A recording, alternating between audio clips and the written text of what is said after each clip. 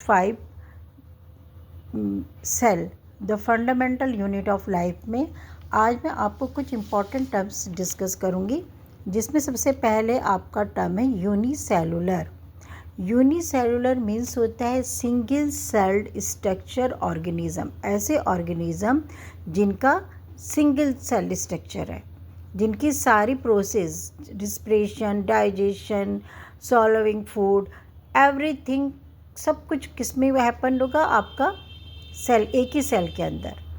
और ये होते, इनमें जो मेन एग्जाम्पल है अमीबा, पैरामीशियम एंड यूग्लिना, जिनका मैंने डायग्राम बनाया है। इसमें अमीबा को देखो आप, इसका कोई शेप नहीं है, नो शेप, फिक्स शेप नहीं है इसका।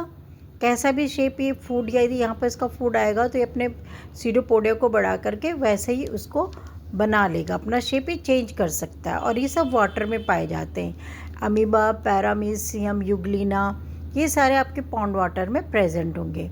अब यहाँ पर पैरामीशियम है। पैरामीशियम का जो शेप होता है वह सू शेप होता है। ये सीलिया के द्वारा, जो सीलिया बने हुए हैं इसकी बॉडी में, इनसे ये पानी में मूवमेंट करता है, वाटर में। और यह आपका यूग्लिना है, ये भी पॉन्ड वाटर में रहता है। इसके साथ ये जो है एनिमल एंड प्लांट सेल दोनों के बीच की, इसको कड़ी कहा जाता है। जैसे इसमें ये फ्लैजिला है, ये इसकी मूवमेंट का काम करती है। और ये ग्रीन कलर का मैंने इसमें ये बनाया हुआ, ये है क्लोरोफिल। और ये प्लांट का काम भी करता है, यानी कि ये अपना फूड खुद भी बना सकता है। ये इस फ्लैजिला से अपना फूड भी ले सकता है, यानी कि हेटरोट्रॉपिक भी है और ऑटोट्रॉफिक है, क्योंकि ये अपना फूड खुद बना सकता है। तो ये तीनों एनिमल जो आपके माइक्रो ऑर्गेनिज्म है, ये तीनों माइक्रो ऑर्गेनिज्म क्या हैं? यूनिसेलुलर हैं, जो कि पॉन्ड वाटर में मिलते हैं। और इनका शेप देखो एक दूसरे से बिल्कुल फ़र्क है। नेक्स्ट में आती हूँ आपका कि कुछ जो मैंने यूनिसेलुलर ऑर्गेनिज्म तो आपको बताए हैं टर्म्स में। अब नेक्स्ट आपका मल्टी सेलुलर, यानी कि ऐसे ऑर्गेनिज्म जिनकी बॉडी जो है मोर देन वन सेल की बनी होती है। इसमें है plant and animal. Then eukaryotic cell, ये नया टर्म है आपके लिए। And prokaryotic cell. तो पहले मैं प्रोकैरियोटिक सेल आपको समझाती हूँ, इससे आपको यूकैरियोटिक सेल समझ में आ जाएगा। प्रोकैरियोटिक सेल, प्रोकैरियोटिक मतलब प्रिमिटिव सेल। प्रिमिटिव मतलब पुराना, बिल्कुल एनिशियंट टाइप। एनिशियंट टाइप जो चीज़ होगी वो कैसी होगी? सिंपल। तो ये प्रोकैरियोटिक सेल क्या है? सिंपल, बिल्कुल इसका स्ट्रक्चर सिंपल होता है। दीज ऑर्गेनिज्म, इस टाइप के जो भी ऑर्गेनिज्म होंगे, दे डू नॉट कंटेन, इनकी जो सेल होगी वो उनमें well defined nucleus and membrane bound cell organelles नहीं होंगे।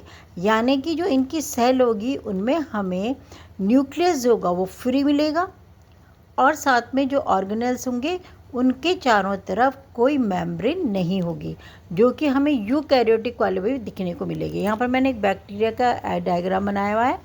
बैक्टीरिया इसका एग्जाम्पल है, वायरस इसका एग्जाम्पल है। तो यहाँ आप देखोगे इसमें जो है बिल्कुल सिंपलर है। कोई जो राइबोसोम्स है वो साइटोप्लाज्म में वैसे ही तैरने में लगे हुए हैं, और जो न्यूक्लियर मटेरियल डीएनए वगैरह है वो भी फ्रीली इसमें घूमता हुआ मिलेगा आपको। ये बहुत ही सिंपलर स्ट्रक्चर है। जबकि यूकैरियोटिक सेल जो प्लांट एंड एनिमल सेल, इसके बाद हम इसको अलग से डिफाइन करेंगे तो वो आएगा plant and animal cell, eukaryotic के एग्जाम्पल है। तो इसमें इन सेलों में क्या होगा? आपको वेल डिफाइंड न्यूक्लियस, यानी कि ऐसा न्यूक्लियस मिलेगा जो स्पष्ट रूप से दिखाई देगा, और साथ में वो मेम्ब्रेन बाउंड होगा। और जितने भी उसके अलावा जितने भी ऑर्गेनेल्स होंगे, चाहे वो राइबोसोम्स हैं, माइटोकॉन्ड्रिया है, और आपके गोल्गी बॉडीज़ हैं, वो उन सबकी चारों तरफ क्या होगी? मेम्ब्रेन होगी।